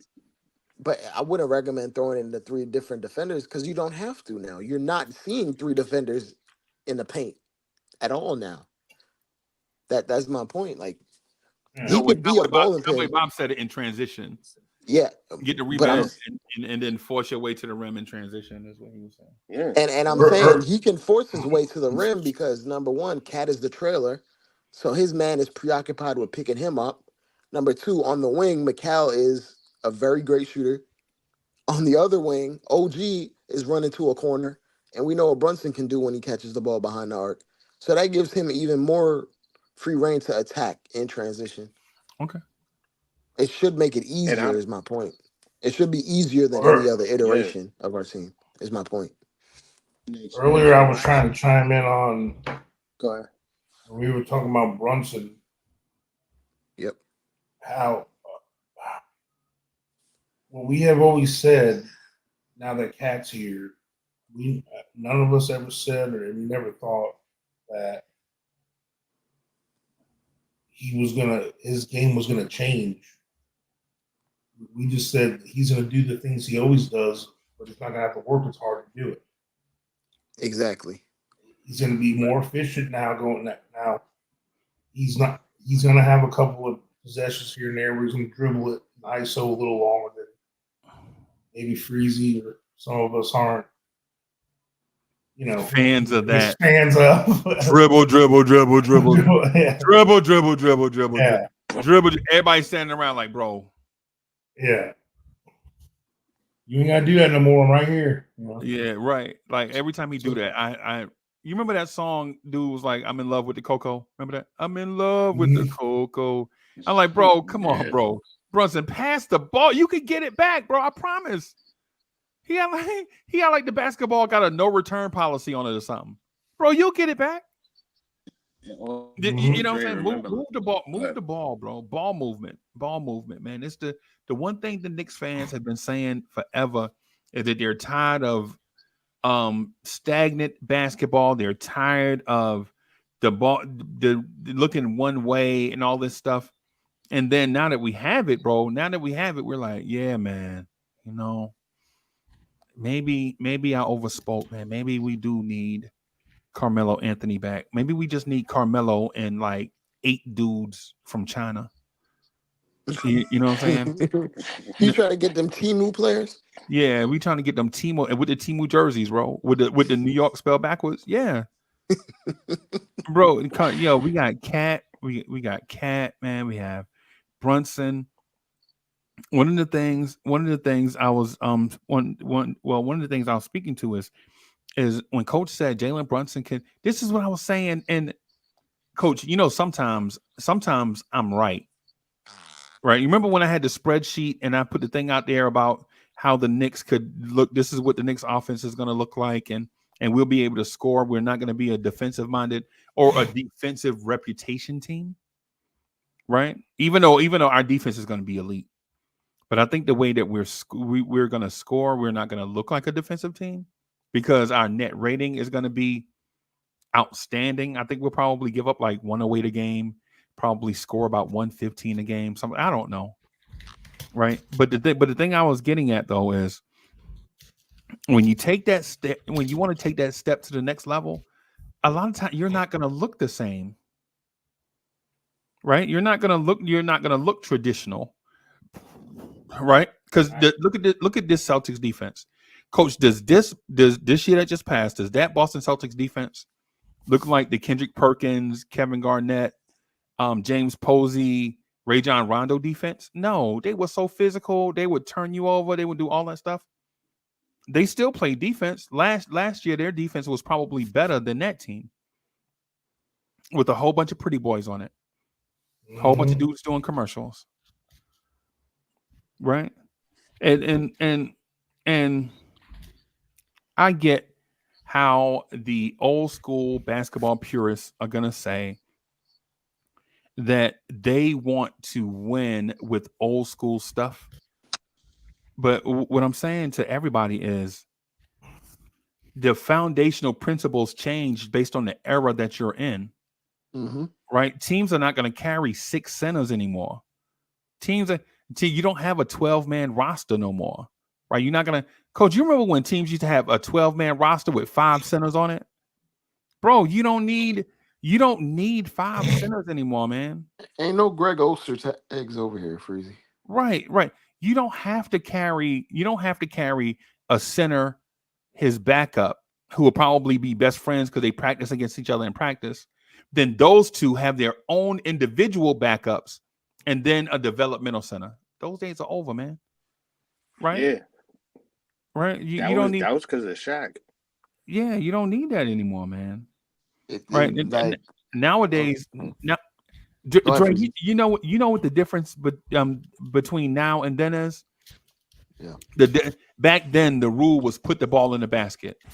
Right? In today's NBA, the rule is put the ball in the basket. There is no difference. Right? It's just the way you go about putting the ball in the basket. Is put the ball in their basket and stop them from putting the ball in your basket. That's basically it. Yeah.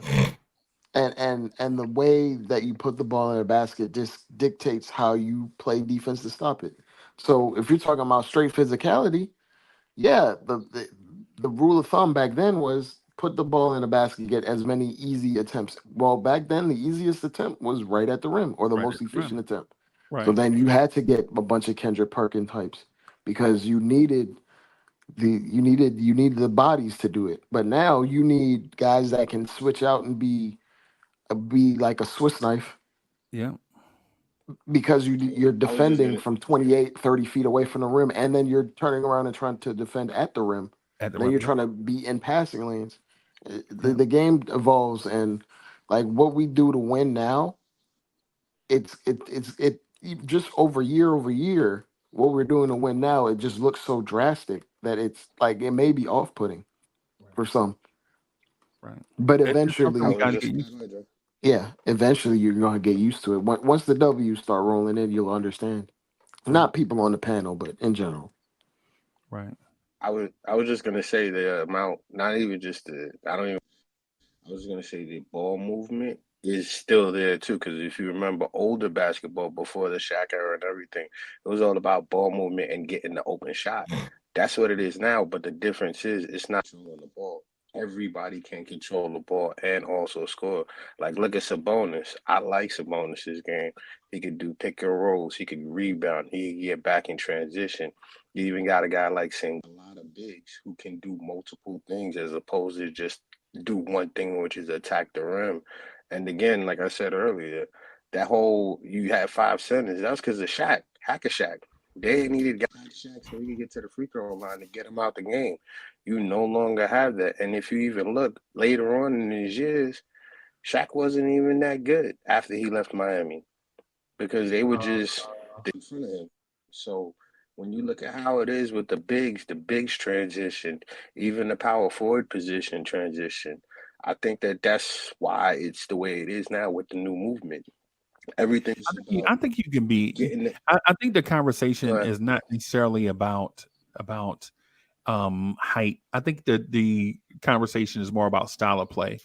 Generally, yeah, generally, taller guys have a more physical style of play. Is basically what I think the conversation overall, the overall conversation has been leaning towards, right? But the thing is, any old school NBA fans in here? I just chat hmm any old school NBA fan. I'm talking about old school, right? Old school, right? Wait, before Dr. J old school? Around Dr. J old school, Okay, then right? I can't. I Yeah, can't. I'll give an example, right? The Washington Bullets had a front court of Elvin Hayes, right? They used to say Elvin Hayes was 6'11. Elvin Hayes was 6'9, right? Mhm. They used to say Wes Unseld was 6'9. Wes Unseld was 6'7, right? They played those two dudes together and they would be on the boards. They would clean, they would get everything, right? Everything, right? The thing is, with when we have these conversations, I think we don't specify clear enough for everybody to understand, right? The thing is, if the point that's being made is we need to be more physical, then I think that should be the point, like alluding to to having four more big men in a rotation makes us more physical, makes me question, like, what do we need four more big men for? Right, because if you look at tonight Precious and Jericho Sims played, and Huck Porty and Moses Brown touched the floor, right? So that means hmm Cat, Moses Brown, Huck Porty, Jericho Sims, and Precious all played tonight. Five bigs played tonight for the Knicks, right? Are we Mhm. saying that we need more than that? Should we have brought in James Najee too off the injury report to put him in there too? Or are we saying that we need to play a more physical brand of basketball? Right? Because if that's the case, I'm all for being more physical. But don't big man me to death. Oh, we need 19 more big men. Nah, we got to specify. Because if it's just hmm about the big man, then what helps the conversation explaining why the big man helps us win? Because the Knicks won tonight by 5 against a team that was in the second round of the playoffs last year and had the number 1 rated defense, right? And when they took their starters, I think we were up by 8 or 9 or something. Something I don't. If it was 10, so what? I don't care, right? But if the conversation is that we give away we give up too many points in the paint, coach already debunked that. We only gave up 37 points in the paint, right? And in 34. average, and that's 15 points below the league average from last year, right? Mm-hmm. Right. So if the point is, well, our starting center needs to rebound more. I mean, he had 16 rebounds in 26 minutes, right? Mhm. So if it's just about like the big men or getting bigger, like explain to us like what's the reason why we need to have Precious in the starting lineup as opposed to Josh Hart, right? Because I'm gonna debunk the Precious thing off rip. First Yep. of all, as soon as you put Precious in the starting lineup, all those driving lanes that you saw go away. Yep. Right now, you turn into a jump shooting team. Right? It's the same thing with Mitch in the lineup. Like we're like, oh my God, Mitchell Robinson averaged 13 offensive rebounds a game. Yes, it's because we missed 90 shots with him in the game. Right? The cause and effect. Like we look at the effect without looking at the cause. The reason why we miss so much is because we can't get shots. It's a harder offense when you have less gifted players offensively on the Yeah, court. yeah. Mitchell Robinson can legit average 10 offensive rebounds a game, right? And the fact that he gets that offensive rebound at the rim and we foul and he gets fouled automatically means our offense is worse. It But might have made it a turnover. that's what it's Yeah. like. That's what We it's ain't like. gonna have that many available, Right. especially if we shoot more jumpers. Mitchell Robinson ain't getting them long rebounds off them threes. Right. Yeah, and so Nah. that's the thing. That's the thing I just want to point to, because I'm looking at the future of Knicks basketball. Right. I'm using tonight as an example to draw from, but this is not what I'm using as a case study. I'm only looking at a preseason game against a very good team so that I can draw examples from. Right. And even with these examples, they may be correct tonight, and then they may be wrong when we play against Charlotte.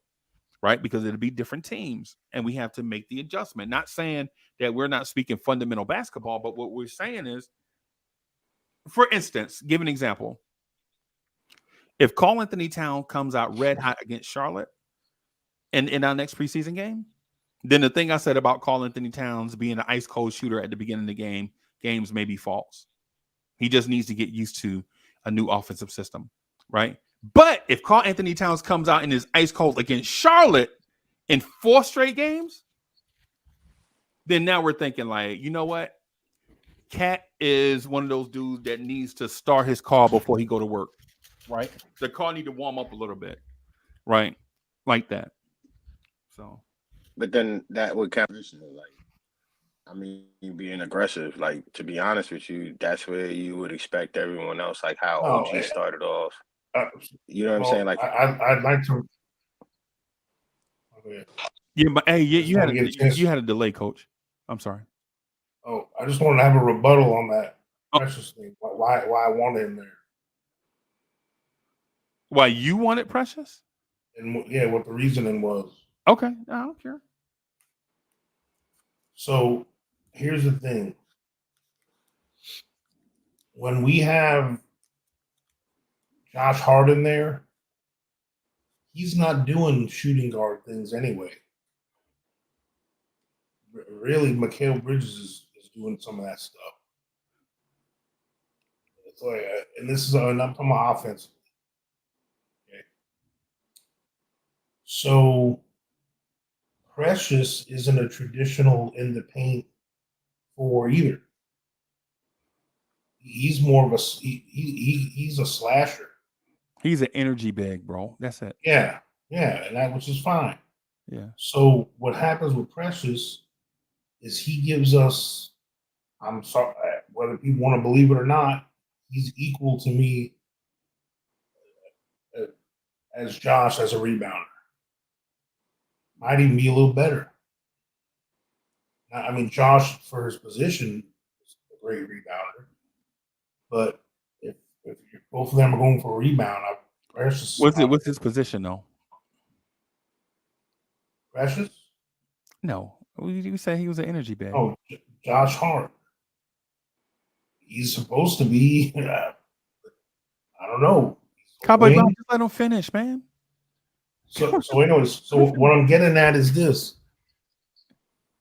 What Precious does, it gives us an opportunity to have the times that Cat is feeling on the outside. He's another guy that can even set a pick for Cat, or he can D up the person that that Cat might not be D'ing up. That's like another team that has like a bigger second guy. You know what I'm saying? Like, cause we're gonna face teams like Cleveland, the Magic. Some of them teams that have a bigger 4. Now, OG Anunoby is strong enough, and he's shown he can cover bigger guys too. But I think we create mismatches on the other end of the floor by having Precious. So, who's the bigger person, OG Anunoby or Precious? I think Precious is maybe an inch taller than him, but they're about the same weight though, right? Probably. Yeah, I think, and OG's probably stronger than Precious. I think OG is, yeah. But I I think think he. I think it's more of I like think athletes Precious is together. But Cowboy Bob wanted to jump into that point that Coach was yeah, saying. but right before he does, but I think Precious is more twitchy. Oh, Yeah. he's definitely more athletic than Precious, bro. Yeah, Even though like Precious is he's an athlete. yeah. I mean, he's bouncier. You know what I'm saying? Like he's quicker off the floor Yep. Yep. and change of Absolutely. direction. Whereas OG is more technical and So you need 3 240-pound dudes on the floor. sure, why not? We were gonna do it with Randall. I was Precious ain't I okay. was just gonna say Go ahead, Cowboy Bob. no, He's I a know dollar I store raised my hand, Randall. but you were cutting it. He No, shoot threes. no, Coach, don't do that. Don't do that. That man ain't I no just man. If raised my Precious was a hand dollar because store you were ready, we cutting in wouldn't have and said it. out, Coach but wilding, bro. Go ahead, Cowboy Bob. I'm sorry. yeah. Now I was raising my hand because you were cutting in and out, and then I did want to chime in real quick, but I see offense. But the thing for me is where Josh Hart has the better, I want to say, not advantage, but he has the better upside is when in transition, like when he gets the rebound, ball down straight to Brunson as Brunson's leaking, or to Bridges, because a lot of times those fast break points we get is because Josh Hart would have the ball and throw it down. But when we're in a set offense and Cat grabs, he hands it off to Brunson, and we can set up our plays.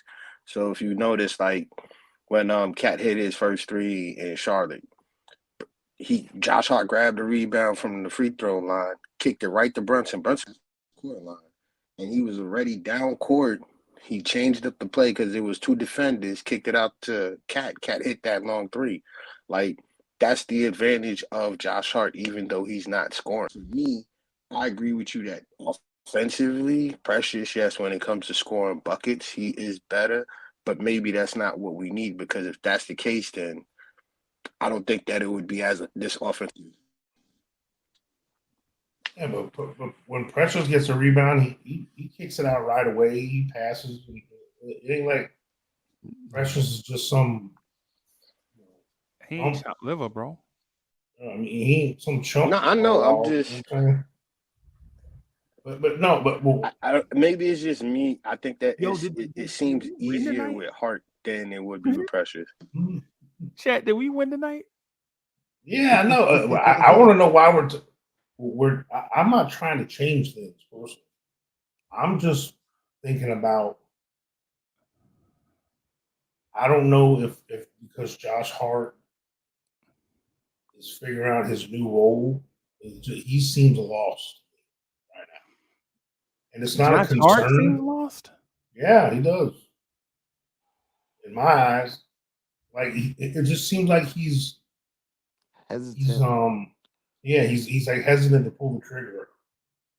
I will He's say like Josh Hart. Josh Hart has made some pretty great outlet passes for some easy looks.